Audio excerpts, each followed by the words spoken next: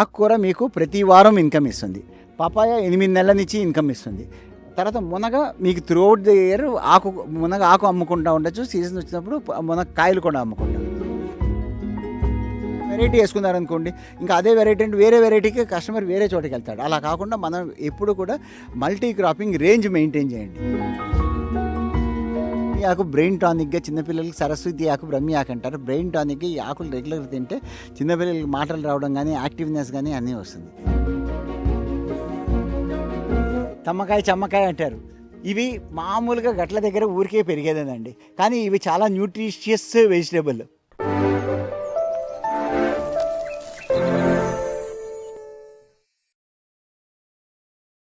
ఇప్పుడు ఐఫామ్ క్షేత్రంలో ఉన్నామండి. ఐఫామ్ క్షేత్రంలో వివిధ రకాల ఎకనామిక్ మోడల్స్ వర్కౌట్ చేసినప్పుడు ఈ సుభాష్ పాలేకర్ గారి విజయరామ్ గారు చెప్తారు కదండి, సౌభాగ్య 5 లేయర్ మోడల్ ఇక్కడ స్టార్ట్ చేసాము. ఇది ఆల్మోస్ట్ 1 ఏకర్లో స్టార్ట్ చేసాము. 1 కన్నా ఏకర్ కన్నా కొంచెం ఎక్కువ ఉంటుంది. బెడ్స్ రేస్ చేసాము అనమాట. దీంట్లో అరౌండ్ 25 బెడ్స్ వస్తుంది. ఈ 5 లేయర్ ఫార్మింగ్లో 5 అంచెల విధానం, వ్యవసాయ విధానం. 5 అంచెల విధానం ఫస్ట్ ఏం చేస్తామంటే బెడ్స్ ప్రిపేర్ చేసుకుంటాం. బెడ్ ఒక్కొక్కటి లెంగ్త్ విడ్త్ 5 ఫీట్ ఉంటుంది. 5 ఫీట్ అలా చేసుకుని వెళ్తాం. బెడ్కి మధ్యలో దాదాపు ఒక 2 ఫీట్ గ్యాప్ వదులుతాము. ఇక్కడ నుంచి ఈ డ్రిప్ పైప్ వేస్తున్నప్పుడు ఇది మెయిన్ లైవ్, ఈ రెయిన్ పైప్ వేస్తాము. ఇది రెయిన్ పైప్ ఏమవుతుందంటే అటు ఇటు కూడా ఒక ఫౌంటైన్ లాగా వాటర్ వస్తూ ఉంటుంది. సో ఈ 2 బెడ్ల మీద మధ్యలోంచి వేసింది ఆ బెడ్కి ఈ బెడ్ సగం తగులుతుంది, ఆ బెడ్ సగం తడుస్తుంది. ఆ తర్వాత వేసిన దీంట్లోంచి అవతల సగం, ఇటుతల సగం. సో అరౌండ్ 25 బెడ్స్ వస్తుంది. ఈ 25 బెడ్స్లో 5 అంచెల విధానంగా చేసుకున్నప్పుడు ఒక కుటుంబానికి వాళ్ళకి కావాల్సిన అన్ని కూరగాయలు, ఆకుకూరలు అన్నీ పండించడమే కాకుండా వాళ్ళు దాదాపుగా 8 to 10 ఫ్యామిలీస్ని సపోర్ట్ చేయొచ్చు. ఒక మనిషి నడిపిస్తూ 5 ఒక ఎకరంలో దాదాపు 25 బెడ్లు వేసుకున్నప్పుడు వాళ్ళ కుటుంబానికి ఇస్తూ వాళ్ళు ఇంకొక 8 నుంచి 10 ఫ్యామిలీస్కి కావాల్సినవన్నీ ఆకుకూరలు, కూరగాయలు, కొన్ని పండ్లు ఇవ్వగలుగుతారు. ఇప్పుడు ఈ బెడ్ తీసుకున్నామంటే దీంట్లో ఏం చేసామంటే అండి, ఈ బెడ్ ఫస్ట్ ఇది 5 ఫీట్ ఈ మధ్యలో రెయిన్ పైప్ వేసాము. రెయిన్ పైప్ ఇటు పక్క ఇంకో బెడ్ ఉంది. ఈ బెడ్లో ఏం చేసాము, పొనగంటి వేసాము. పొనగంటి మధ్యలో మీరు చూస్తామంటే మధ్యలో పపాయ వేసాము, మునగ వేసాము. మునగ వల్ల ఏమవుతుందంటే పపాయ ఇప్పుడు కింద మనం ఆకుకూర వేసాము. ఆకుకూర మీకు ప్రతి వారం ఇన్కమ్ ఇస్తుంది. పపాయ 8 నెలల నుంచి ఇన్కమ్ ఇస్తుంది. తర్వాత మునగ మీకు త్రూఅవుట్ ది ఇయర్ మునగ ఆకు అమ్ముకుంటూ ఉండొచ్చు. సీజన్ వచ్చినప్పుడు మునగ కాయలు కూడా అమ్ముకుంటూ ఉండొచ్చు. ప్లస్ ఇంకోటి ఏమవుతుందంటే తీవ్ర ఎండాకాలం ఉన్నప్పుడు కూడా మునగ పెరిగినప్పుడు డాన్సింగ్ షేడ్ అంటాం. అటు ఇటు కదిలినప్పుడు మంచి ఎండాకాలమైన పాలియోస్ లేకుండా కూడా ఇటు పక్క మీరు విత్తనాలు, ఆకులు మీకు అక్కడ చూసి ఇక్కడ వరకు బెండ వేసిన అవతలంతా ఆకుకూరలు వేసాం.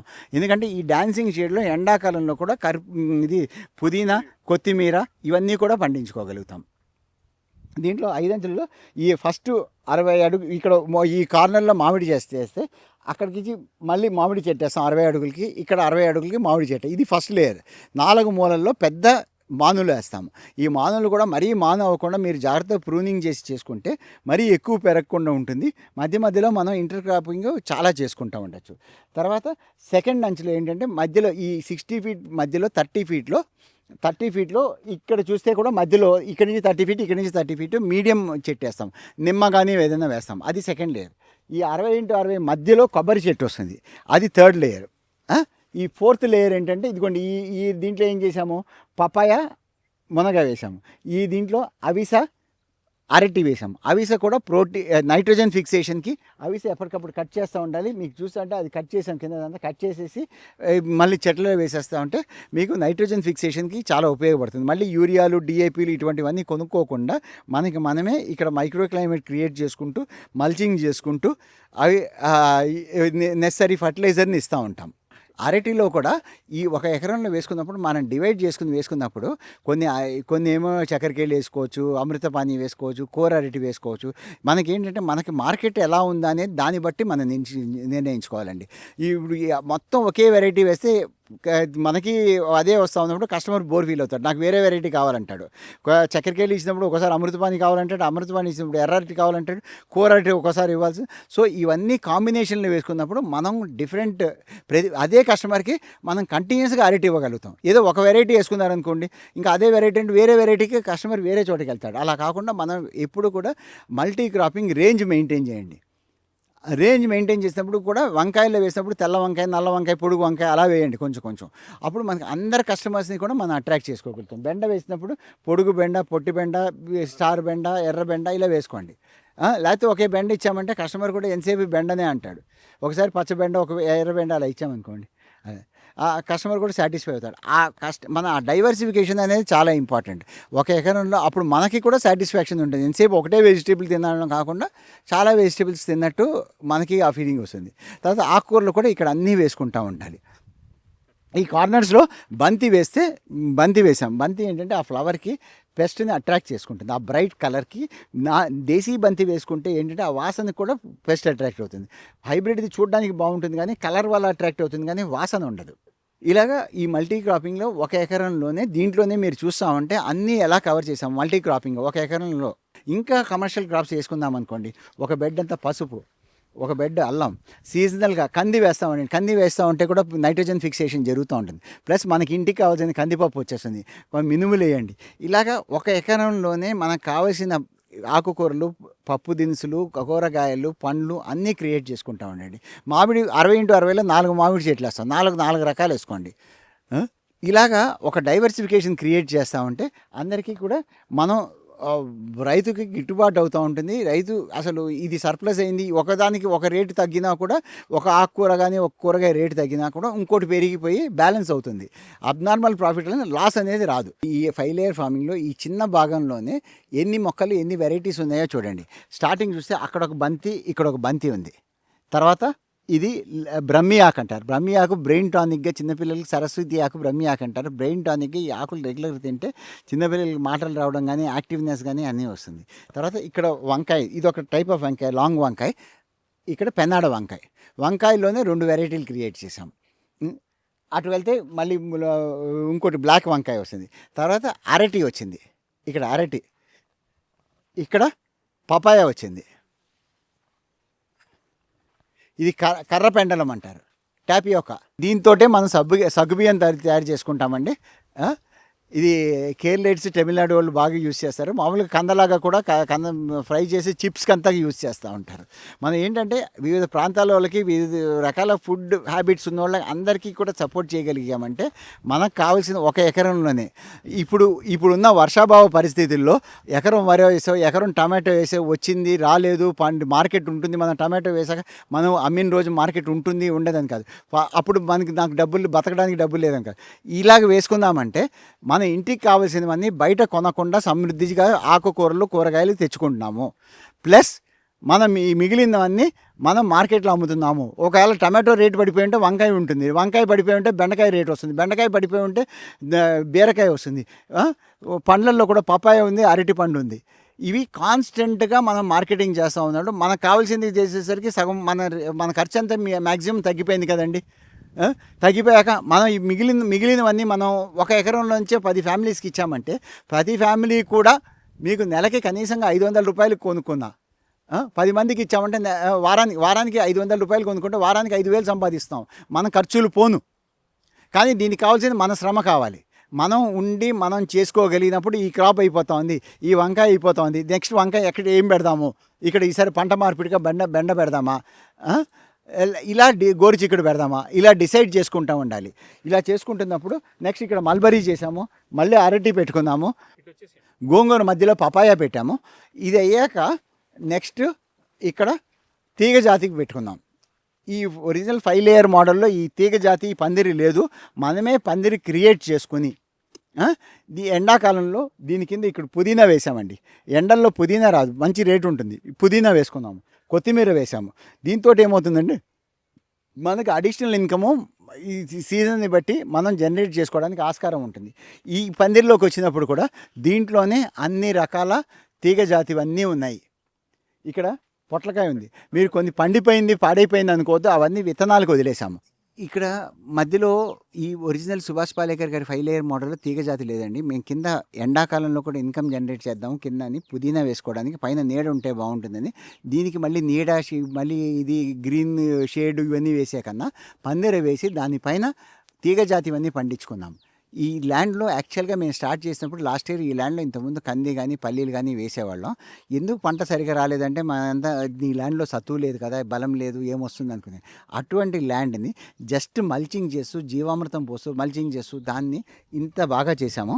ఇప్పుడు ఈ పొట్లకాయ చూసారా, ఇది పండిపోయింది వదిలేసింది కాదు, మనం పండించిన దాంట్లో రైతు ఎప్పుడు కూడా తను పండించిన దాంట్లో 1-2 కాయలు వదిలేసుకోండి, విత్తనాలు చేసుకోండి. లేకపోతే విత్తనాల ఖర్చు మనం ఎంత పండించామనేది ముఖ్యం కాదు, ఎంత ఖర్చు తక్కువ పెట్టామనేది ముఖ్యం. ఖర్చు తగ్గినప్పుడు, ఖర్చు లేని వ్యవసాయం చేసిన రోజు మనకి దిగుబడి అంతా కూడా లాభమే. లేకపోతే ఖర్చు మనం పెట్టినప్పుడు దిగుబడి ఎంత వచ్చినా కూడా ఆ గ్యాప్ ఎంత ఉందనేది. ఇప్పుడు నేను ఈ పొట్లకాయ ఇలాగే విత్తనాలకు వదిలే, నెక్స్ట్ టైం నేను విత్తనాలు కొనుక్కోకర్లే. తర్వాత ఇదంతా కింద మల్చింగ్ చేసేస్తాము, బ్లాక్ షీట్ వేయము, మల్చింగ్ చేసేస్తే ఆ కింద మీకు మైక్రోబ్స్ అనేది యాక్టివిటీ, జీవామృతం పోస్తూ ఉంటాం, మైక్రోబిల్ యాక్టివిటీ అనేది బాగా ఉంటుంది. దాని చెట్టుకు కావాల్సిన అన్ని సూక్ష్మజీవులు అక్కడ ఉంటే వాటికి చెట్టుకు కావాల్సిన నత్రజని, ఫాస్ఫరస్, పొటాషియం ఇవన్నీ అవే ఇచ్చి తయారు చేసుకుని ఇస్తూ ఉంటుంది.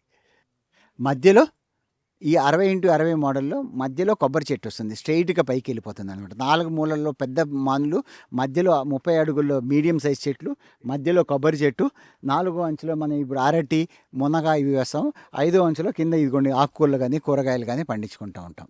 చిత్రాడ బీర, ఈ బీర లావుగా ఉందని కాదు, మనకి మార్కెట్లో దొరికే బీర సన్నగా పొడుగ్గా ఉంటుంది. అది మనం స్క్రేప్ చేసుకుంటే లోపల పల్ప్ ఎంత ఉంటుంది అనేది. ఈ బీర లావుగా షార్ట్గా ఉంటుంది, లోపల మనం తొక్కు తీసినప్పుడు కూడా కండ చాలా ఉంటుంది. ఇది దేశీవాళి బీర. ఈ దేశీవాళి బీరలు ఏంటంటే అండి, మీకు కొంచెం ఈ స్టార్టింగ్ ఈల్డ్ లేట్ అవుతుంది, మెయింటెనెన్స్ ఈజీగా ఉంటుంది, దీనికి పురుగు పుట్ర చాలా తక్కువగా ఉంటుంది. హైబ్రిడ్ వాటికి పురుగు పుట్ర మనం ఎలిమినేట్ చేయడానికి మందులు వాడడానికి చాలా ఎక్కువ ఖర్చు పెట్టాలి. దీనికి జాగ్రత్తగా మెయింటైన్ చేసుకుంటా ఉంటే ఎటువంటి సంబంధమైన మందులు వాడాల్సిన అవసరం ఉండదు. ప్లస్ మనమే విత్తనం చేసుకోవడం వల్ల ఈ క్లైమేట్కి, ఈ భూమికి ఇవన్నీ ఏమిటంటే ఈ విత్తనాలు ఇవన్నీ అక్లిమటైజ్ అయిపోతుంది. నెక్స్ట్ టైం వీటికి ఇక్కడే బాగా పండించుకోవడానికి ఆస్కారం ఉంటుంది. మనం ఎక్కడో బీహార్లో, యూపీలో చేసిన సీడ్స్ అక్కడ క్లైమేట్లో బాగా పండింది, ఇక్కడ బాగా పండదు. అక్కడ గ్రౌండ్ కండిషన్స్ వేరు, క్లైమాటిక్ కండిషన్స్ వేరు. ప్రపంచం అంతా పాన్ ఇండియా ఒకటే విత్తనాలు తయారు చేసి వేస్తే రాదు.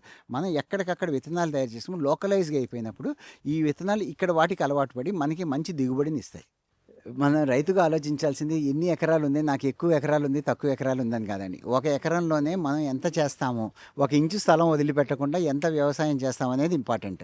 ఇప్పుడు ఇదే పందిరిలో ఇదిగోండి, ఇది రౌండ్ బీర వెరైటీ. మామూలు బీర తినే వాళ్ళకి ఇది బంతి బీర అంటాం, రౌండ్గా ఉంటుంది, ఇది ఒక వెరైటీ తింటారు. ఇది నేతి బీర అండి. బీరలోనే అక్కడ మామూలు బీర, ఎర్రబాలెం బీర, చిత్రాడ బీర, నేతి బీర. నేతి బీరలో కూడా రౌండ్ వెరైటీ ఒకటి, పొడుగ్గా ఉండే వెరైటీ ఒకటి వస్తుంది, లావుగా ఉండే వెరైటీ. ఈ బంతి బీర చూశారు కదా, ఇది మనం కింద చూస్తే ఇక్కడ ఈ పైన తీగ జాతి వెళ్ళింది, కింద రాడిష్ వేసాము.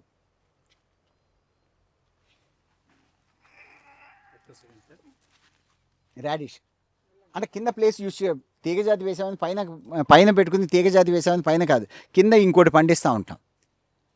తర్వాత ఇంకా మీకు ఇక్కడ బెండ, ఇది స్టార్ బెండ చూసారా ఎంత చెట్టు అయిందో, ఇది వదిలేసామంటే ఇవి స్టార్ బెండ, ఇది విత్తనాలకు వదిలేసింది. ఈ స్టార్ బెండ అంటే ఇది ఒరిజినల్ మన పూర్వీకులు తిన్న బెండ, ఒరిజినల్ మన హైబ్రిడ్ ఏమి కాకుండా. దీంట్లో ఇటువంటి వాటిల్లో హైబ్రిడ్ కాకుండా ఈ దేశీయ రకాల్లో పోషక విలువలు ఎక్కువ ఉంటుంది. అంటే జన్య మార్పిడి ఏమీ జరగకుండా బాగా ఉంటుంది. ఇప్పుడు మోకాల్లో గుజ్జు పెరగడానికి వీటన్నిటికీ ఈ బెండ సరిగ్గా వాడితే మంచిది. ఇంకా మోకాల్లో గుజ్జు పెరగడానికి దీనికి రైతు ఇంచు స్థలం వదలద్దు అంటున్నా. ఇప్పుడు ఈ కడ్డీ ఉంది, ఇది ఎందుకన్నా పనిచేస్తుందా? పందిరేసాము, పందిరికి కడ్డీ వేసుకుందాం. ఈ కడ్డీలోంచి కూడా డబ్బులు సంపాదించాలి. అంటే డబ్బులు ఇదిగోండి ఇక్కడ ఏం చేస్తాము, ఈ కడ్డీలో ఇది చూడండి, ఈ కడ్డీ ఖాళీ మనం పందిరేసుకున్న కడ్డీ, ఈ కడ్డీలోంచి కూడా మనం ఏదో ఒకటి చేయాలి. ఈ కడ్డీ ఏం చేసాము, ఇదిగోండి నల్లేరు పెట్టాం, ఇక్కడ ఒక నల్లేరు, ఇటు ఒక నల్లేరు, 4 దిక్కులో 4 నల్లేర్లు పెట్టాం. ఈ నల్లేరు ఇలా పైకి వెళ్ళి ఇలా పడుతున్నప్పుడు నల్లేరు కూడా మార్కెట్ చేసుకోవచ్చు. నల్లేరు పచ్చడి చేసుకుని తినేవాళ్ళు. ఈరోజు మోకాళ్ళ నొప్పులు, బోన్ స్ట్రెంగ్త్కి ఇది చాలా ఉపయోగం. తెలుసా ఇది నల్లేరు? అంటే ఈ కడ్డీని కూడా ఖాళీగా వదలకుండా కడ్డీల్లో కూడా నాలుగు దిక్కులో వేసుకున్నాము. ఇది పెరుగుతూ ఉంటుంది. పెరిగినప్పుడు మీదేం సైడ్ బ్రాంచెస్ కోసి అమ్ముతూ ఉంటే చాలు, దాన్ని ఏం డిస్టర్బ్ పీకేది కాదు. ఇది ఎప్పటికీ మీకు వారం ఇది ఇన్కమ్ చేయండి. ఈ వారం ఈ కడ్డీ తీయండి, ఇంకో వారం ఆ కడ్డీలోంచి తీయండి. ఇది పెరగాలి. ఇప్పుడు కొత్తగా వేసాం మళ్ళీ, ఇలా పెరిగి మనకి కంటిన్యూస్గా ఇన్కమ్ అనేది జనరేట్ చేస్తూ ఉంటుంది. ఇదిగోండి, ఇంకా ఇది తమ్మకాయ చెమ్మకాయ అంటారు. ఇవి మామూలుగా గట్ల దగ్గర ఊరికే పెరిగేదేనండి, కానీ ఇవి చాలా న్యూట్రిషియస్ వెజిటేబుల్. ఇటువంటి వెజిటేబుల్స్ మనం పండించినప్పుడు వీటికి మన జాగ్రత్తలు కూడా చాలా తక్కువే. ఎక్కువ జాగ్రత్తలు తీసుకోవాల్సిన అవసరం ఉండదు. వాటికే పెరుగుతూ ఉంటాయి. పురుగు మందులు, ఫెర్టిలైజర్లు ఎక్కువ ఇవ్వాల్సిన అవసరం ఉండదు. తెలుగు వన్